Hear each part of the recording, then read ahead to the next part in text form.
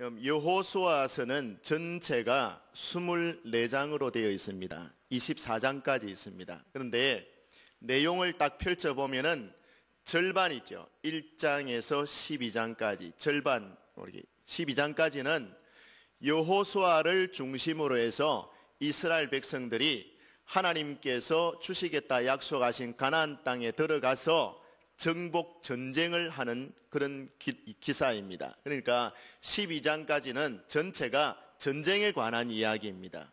그 다음에 13장부터 24장까지 또 절반은 전쟁을 해서 빼앗은 땅을 분배하는 과정입니다. 분배하고 그 백성들이 그 땅에서 정착하는 과정을 그려놓은 이야기입니다.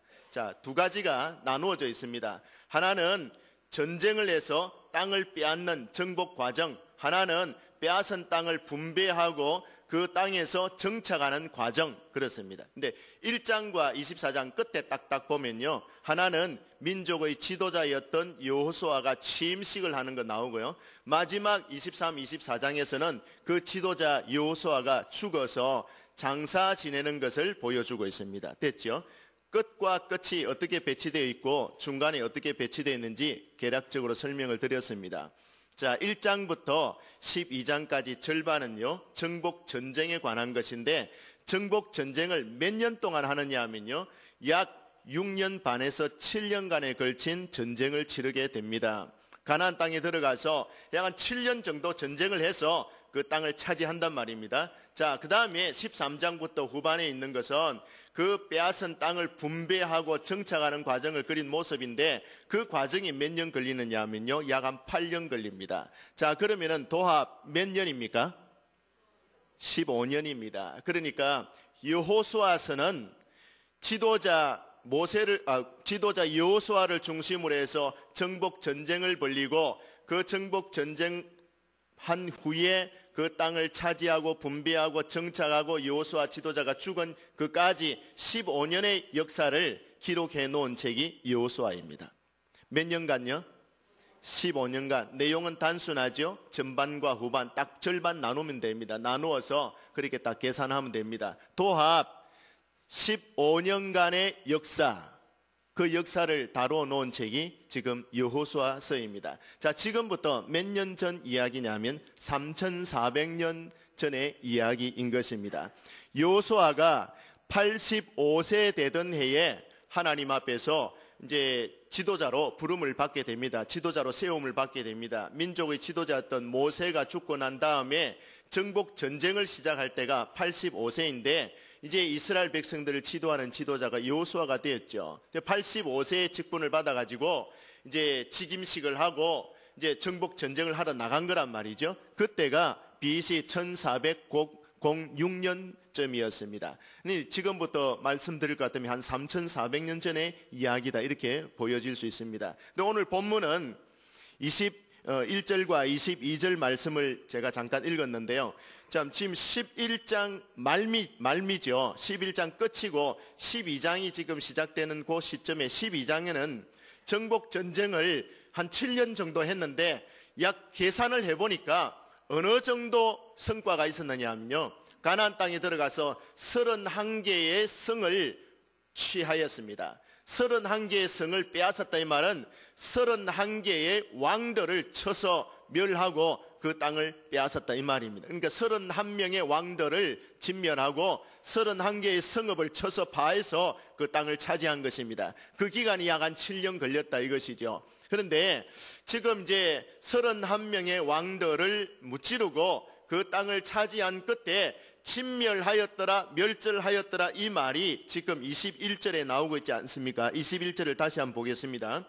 여호수아가 중간쯤 보시면요, 아낙 사람들을 멸절하고 그가 또 그들의 성읍을 진멸하여 바쳤으므로 이제 전쟁이 끝난 것이죠. 전쟁이 마무리되는 시점입니다. 자, 전쟁이 마무리되는 시점에 그 땅에 약간 남아있는 사람들이 22절에 나오고 있는데요, 이스라엘 자손의 땅에는 아낙 사람들이 하나도 남지 아니하였고 가사와 가드와 아스돗에만 약간 남았다, 이렇게 했습니다. 성경 원래 본문에는 약간, 조금이라는 단어가 들어있어요. 그러니까 이제 여호수아가 정복 전쟁 7년 정복 전쟁을 다 마무리하는 시점에 모든 아낙 자손들을 그 가나안 땅에서 다 쫓아내고 31개의 성읍을 차지했는데 별 볼 일 없어 보이는 별로 위협적인 요소가 못 되는 그런 조그만한 그런 지역에 가사, 가드, 아스돗에만 약간씩 조금씩 가나안 땅 사람들이 남아 있었는데 그 시대 여호수아 시대에는 아무런 위협적인 존재들이 못 되었다 이겁니다. 아주 미미한 존재들이었다 그거죠. 그러니까 마무리 전쟁을 이점에서 하자 하고 그냥 끝내버린 것입니다. 자, 여러분, 저는 첫 번째로 생각해 볼 때에 이스라엘 족속들은요 원래 출신이 어디 출신입니까? 노예 생활하던 출신들이죠. 애굽 땅에서 430년 동안 노예 생활하던 사람들입니다. 노예 생활하던 사람들은 전쟁을 위한 기술이나 전쟁을 위한 어떤 무기나 이런 것들이 제대로 갖추어져 있지 않는 사람들입니다. 그 노예 생활하다가 나와가지고 40년 동안 지금 광야 생활했지 않습니까? 광야 생활하면서 무슨 전쟁 연습을 하기로 했습니까? 무기를 만들기로 했습니까? 그 사람들은 전투 기술도 없을 뿐만 아니라 무기도 제대로 갖추어져 있지 않는 어떤 면에서는 오합지졸 같은 사람들입니다. 민간인들이라 이 말입니다. 노예 출신. 가진 것은 힘밖에 없는, 기술은 전혀 없는 그런 어떤 존재들이죠. 그런데 가나안 땅 사람들은요 전쟁 기술이 다양한 전쟁 기술을 갖고 있고 무기도 아주 다양하게 갖고 있습니다.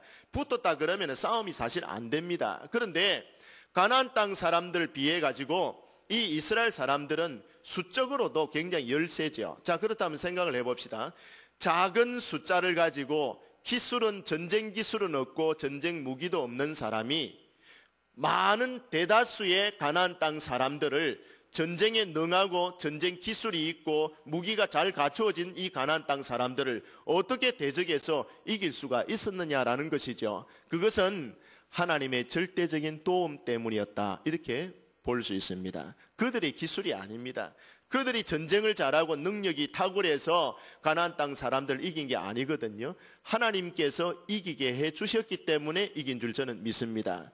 여러분, 모세가 정탐꾼을 12명을 보내지 않습니까? 가데스 바네아에서 정탐꾼을 12명 보냈을 때에 그 정탐하고 돌아온 사람들이 뭐라고 말을 했습니까? 여호수아와 갈렙 두 사람 빼고는 나머지 10사람들은 이구동성으로 말하기를 아낙 자손 사람들, 저 가나안 땅에 살고 있는 저 거인들, 아낙 자손 사람들을 생각해보고 우리를 생각해볼 때는 우리는 거기 비하면 메뚜기 같은 존재다. 스스로도 그렇게 말했습니다. 그 정도로 열세였고 아주 볼품없는 자기 자신들의 초라한 모습들이었습니다. 그럼에도 불구하고 전쟁을 해서 이겼지 않습니까? 소수의 민족이 다수의 민족들을 쳐서 이긴 것입니다. 그 정복 전쟁에서 7년 동안 정복 전쟁을 하면서 이긴 이유가 어디에 있습니까? 하나님이 그들을 도우셔서 이긴 줄 저는 믿습니다. 자, 그럼 여러분, 대구의 전체 인구에 비해 가지고 기독교 인구가 얼마나 될 것 같습니까? 여러분 생각에는요. 잘 모르시겠죠? 대구의 전체 인구에 비해 가지고 기독교 인구 복음화율 11%입니다. 지금 현재 11.3% 정도 됩니다. 통계를 내놓은 거 보면요. 자, 그러면은 대구 전체 말고 불로 복무동 지역에 지금 살고 있는 인원들이, 우리 지역에 살고 있는 주민들이 14,450명이라요. 14,450명에 지금 우리 불로 복무동 지역에 교회가 몇 개 있는 줄 아십니까? 큰 교회만 해도 복무교회, 우리 교회, 불로교회 이 세 개가 지금 중점이 되어 있고요. 또 개척 지금 시작한 그런 교회들이 몇 교회들이 주변에 있긴 합니다. 한데 제가 통계를 이렇게 내보니까 전체 교인 명수를 다 해보니까 700명이 조금 못 돼요, 여러분. 자, 14,450명에 700명의 교인을 가지고 있는 지역이다. 그러면 여러분, 이 수적으로 보면은 14,450명 대 700명 하면은 여러분 이 상대가 안 되는 거잖아요. 그 기독교 인구 비율을 한다면은 약 한 5.56% 정도밖에 안 되는 거예요. 10%도 안 되는 것입니다. 자, 그러면은 이 상황이 과거에 여호수아 시대의 그 상황하고 비슷한 상황이에요. 모세 시대 상황이나. 여러분, 여호수아는 지금 수적인 열세에 있고 전쟁 기술이나 전쟁 무기 면에서 비교가 안 되는 아주 열악한 환경에 있지만 다수인 가나안 땅 사람들을 향하여서 전쟁을 시작한 것입니다. 기술도 없고 무기도 없고 수적으로도 열세지만은 하나님의 이름을 믿고 가나안 땅에 들어가서 7년 동안 전쟁을 한 끝에 그 가나안 땅을 차지한 것입니다. 31개의 성읍을 빼앗았다 그랬습니다. 31명의 왕들을 쳐서 죽이고 그 땅을 빼앗은 것입니다. 그것이 하나님의 절대적인 도움 가운데 일어난 중요한 사건입니다. 자, 그렇다면은 이 땅의 불로 복무동 지역에 700명 안 되는 이 기독 성도들이 14,450명의 불신자들에 대하여서 영적인 전투를 벌일 때에 우리가 그들을 어떻게 정복하고 어떻게 이길 수 있느냐, 낙담할 필요가 없습니다. 하나님이 우리와 함께 하시면은 능히 우리가 이 불신 세력들을 향하여서 복음을 힘있게 전파하여서 하나님의 나라를 세우고 하나님의 복음으로 그들을 정복할 수 있을 줄 저는 믿습니다.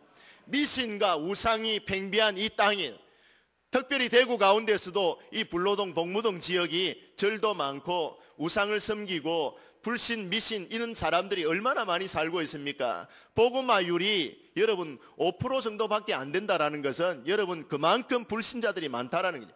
불신자들이 그냥 불신자들입니까? 이 우리 생활 주변의 불신자들은요, 이게 그냥 불신이 아니라 미신자들이 많아요.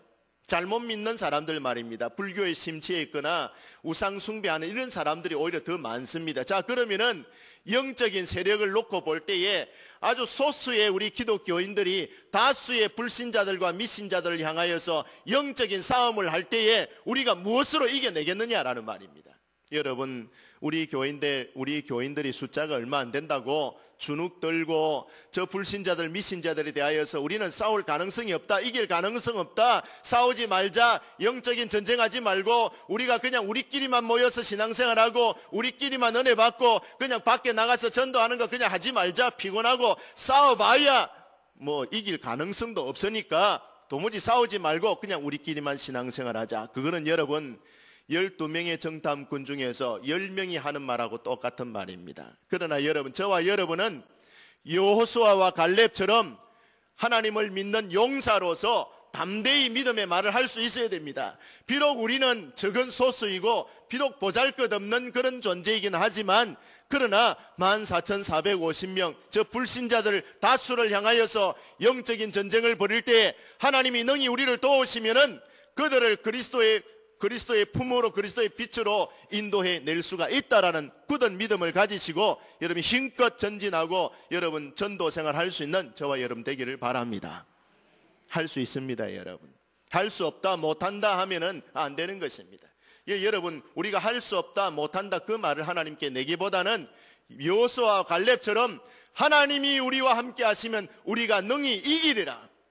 불신 세력이 팽배한 이 땅에 우상 숭배하는 문화를 멸하고 쫓아내고 하나님을 인정하고 하나님을 섬기는 이 계절이 오도록 만들어야 됩니다. 신앙의 도시가 되게 하고 하나님을 섬기는 사람들이 점점 더 많아져서 길거리마다 인사할 때 인사 주고받는 인사가 우리 예수 믿는 성도들이 참 집사님, 권사님, 장로님 이렇게 인사하면서 반갑습니다, 한 형제 자매의 사랑을 그리스도 예수 안에서 교제를 그렇게 나누듯이 여러분 우리 대구 불로 복무동 지역에 나가면은 예수 믿는 사람 척척 만나는 그런 도성이 되면은 아름답고 멋진 그런 마을이 되지 않겠습니까? 저는 그것을 한번 꿈꾸어 봅니다. 근데 여러분, 중요한 것은요, 오늘 이 말씀의 끝에 22절에 보면은 그 시대에 여호수아가 정복 전쟁을 벌일 때에 힘껏 해서 다 진멸하고 다 깨끗하게 정리한 것 같았는데 TV에 선전할 때 여러분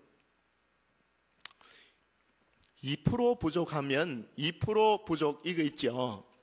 2% 부족해서 2% 부족할 땐 뭐 마시라 뭐 이런 거 있죠. 그래서 그거 뭐 말은 안 하겠습니다. 그것도 목사님이 그거 사모라 카드를 해갖고 막 슈퍼마켓 그 찾을까 봐 2% 부족할 땐 뭐 이렇게 뭐 마셔라 뭐 이런 거 있습니다. 근데 여호수아도 정복 전쟁을 다 했는데 2%가 부족해요. 2%. 그 2%가 무엇입니까? 한번 보세요. 가사와 가드와 아스돗에만 남았더라. 남았는데 미미한 존재, 아주 별 보잘것없고 위협이 안 되는 그런 작은 존재가 남았더라 그래 놨어요. 남겨놨어요. 온전한 순종입니까? 2% 조금 부족한 순종입니까? 2% 부족한 순종이에요. 그런데 2% 부족한 이 순종을 남겨두었더니 이제 아까 뒤에 읽은 사무엘상 17장 4절로 넘어가 봅니다. 사무엘상 17장 4절 한번 찾아보셔요. 자, 한번 띄워주세요. 한번 띄워봐 주세요. 자, 한번 읽어보겠는데요. 제가 읽어볼 테니까요. 골리앗이 고향이 어딘지를 한번 알아맞혀 보세요. 자, 블레셋 사람들의 진영에서 싸움을 도두는 자가 나왔는데 그의 이름은 골리앗이요 가드 사람이라 그의 키는 6규빗 한 뼘이요. 자, 골리앗이 어느 지역 사람입니까?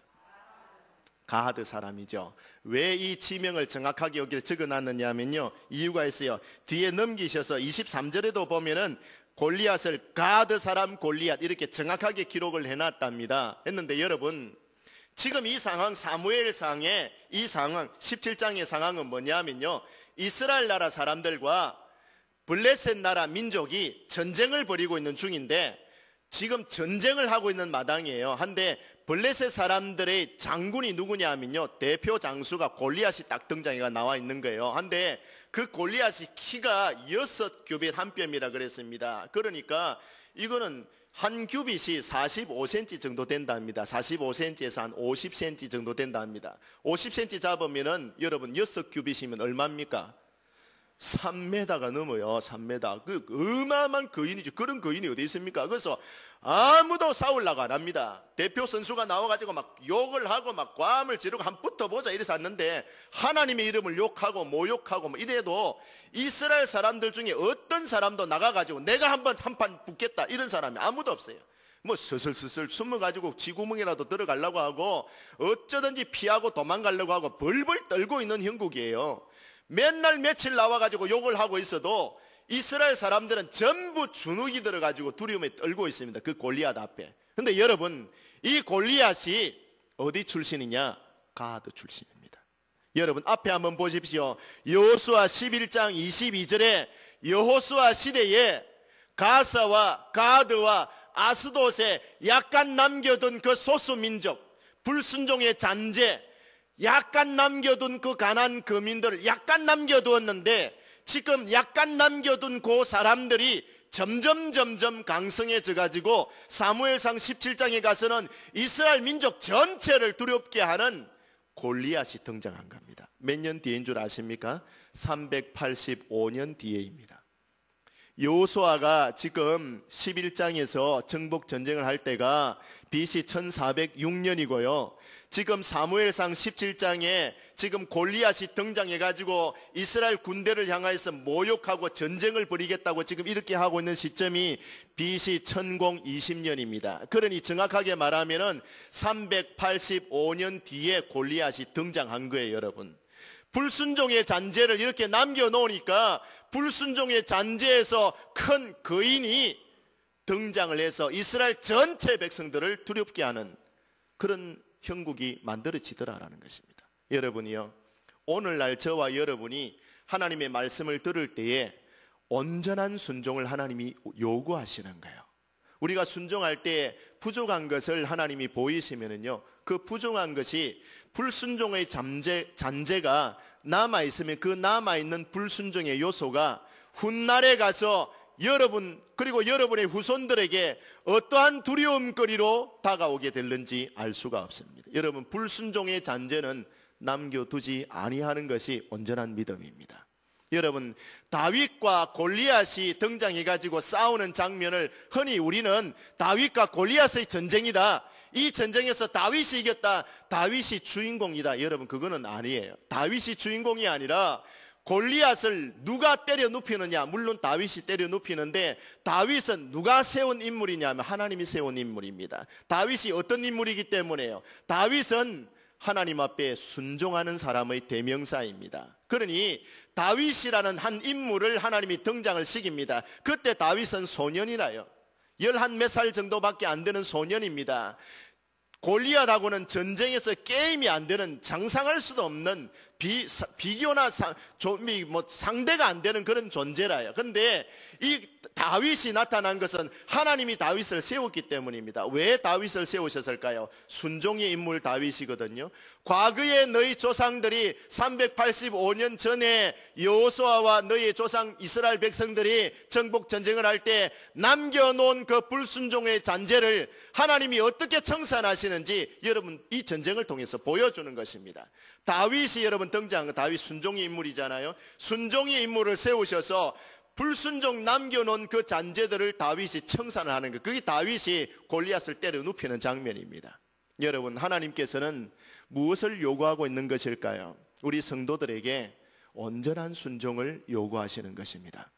여러분, 온전한 순종을 요구하시는 거예요. 저는 생각해 볼 때 오늘 이제 성례식을 이제 하게 되지 않습니까? 성례식은 이제 세례와 성찬을 가리킵니다. 오늘 또 우리 세례 받는 분이 4분, 학습 받는 분이 2분, 입교 1분, 이렇게 모두 7분입니다. 근데 우리 시온성교를 하나님이 사랑하여 주셔서 이렇게 예수님을 믿음으로 고백하고 세례 받고 학습 받는 분들이 우리 교회 안에서 이렇게 생기게 하신 것 참 얼마나 감사합니까? 이것은 하나님의 나라가 이루어지고 하나님의 주권이 모든 통치가 하나님의 백성들에게서 일어나고 있는 현상입니다. 지금도. 그러니까 우리 교회가 이 지역 사회에서 그리스도의 영광을 드러내고 그리스도의 복음을 힘껏 증거하고 불신 세력을 잠재우고 그리스도의 영광이 빛이 드러나도록 하는 이 일은 우리가 복음 전도할 때 일어나는 일인데, 여러분 여호수아가 순종해서 그 땅을, 가나안 땅을 정복해서 차지한 것처럼 우리도 힘껏 차지하게 되기를 바랍니다. 저는 바라건대 우리 시온성교회가 여호수아를 능가하는 순종으로 우리 당대뿐만 아니라 우리 후손들이 복받게 하는 일에 여러분들이 함께 동참해 주시고 함께 뜨겁게 신앙생활 해 주시기를 주님의 이름으로 부탁을 드립니다. 아멘.